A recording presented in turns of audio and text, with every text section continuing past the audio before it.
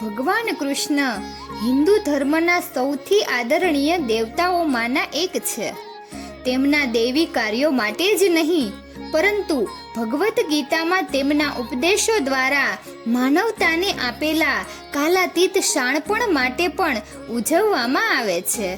અહીં કેટલાક મુખ્ય પાઠ છે જે ભગવાન કૃષ્ણ માનવ જાતને જીવન કેવી રીતે જીવવું તે શીખવે છે. કર્તવ્ય અને ધર્મ. ભગવાન કૃષ્ણ ક્રિયાના ફળની આસક્તિ વિના પોતાના કર્તવ્યને નિભાવવાના મહત્વ પર ભાર મૂકે છે.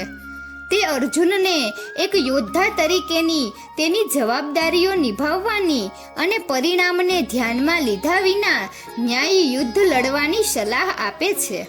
આ આપણને નૈતિક આચરણ, જવાબદારી અને જીવનમાં આપણી ફરજો પ્રત્યે સમર્પણનું મૂલ્ય શીખવે છે. ત્યાગ.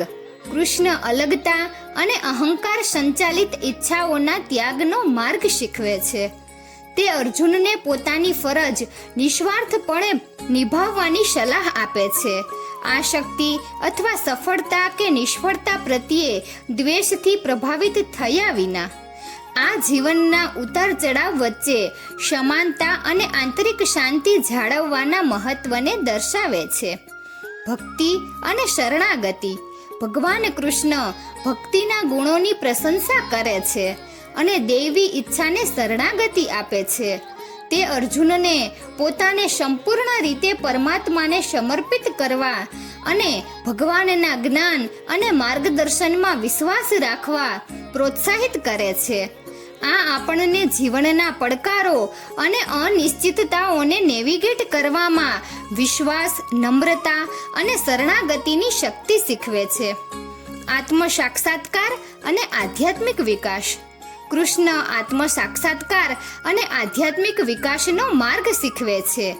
તે શરીર અને મનની મર્યાદાઓની બહાર સ્વના સ્વભાવને શાશ્વત અને દૈવી તરીકે પ્રગટ કરે છે.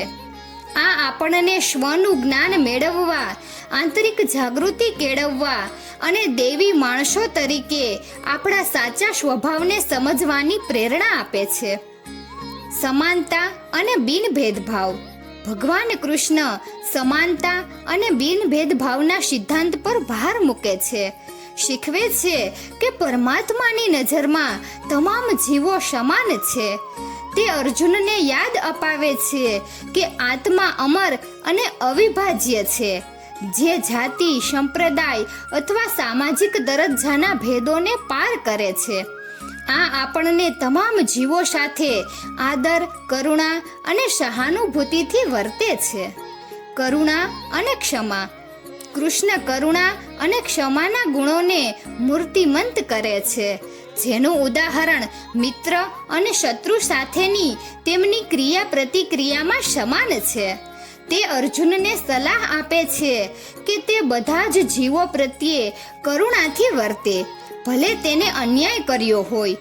આ આપણને ક્ષમા, દયા અને સહાનુભૂતિની પરિવર્તનશીલ શક્તિ શીખવે છે, જે સંબંધોમાં સંવાદિતા અને ઉપચારને પ્રોત્સાહન આપે છે. શાશ્વત સત્ય અને દૈવી પ્રેમ. ભગવાન કૃષ્ણ જીવન અને બ્રહ્માંડના શાશ્વત સત્યોને પ્રગટ કરે છે. અર્જુનને કોસ્મિક ઓર્ડર અને અંતિમ વાસ્તવિકતાની ઊંડી સમજણ તરફ માર્ગદર્શન આપે છે. તે શીખવે છે કે દૈવી પ્રેમ એ મુક્તિનો સર્વોચ્ચ માર્ગ છે અને અર્જુનને બધા અસ્તિત્વમાં રહેલા દૈવી પ્રેમને શરણે થવા માટે પ્રોત્સાહિત કરે છે.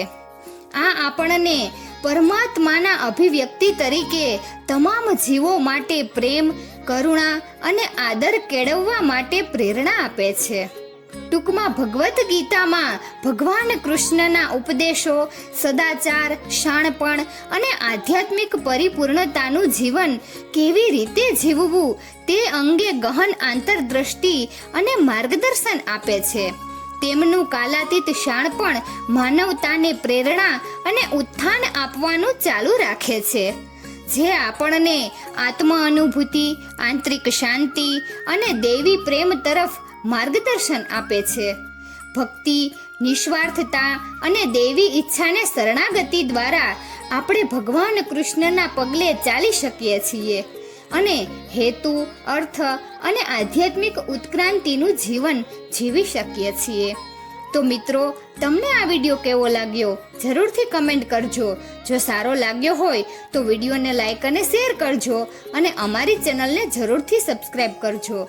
વિડીયો અંત સુધી જોવા બદલ ખૂબ ખૂબ આભાર. જય શ્રી કૃષ્ણ.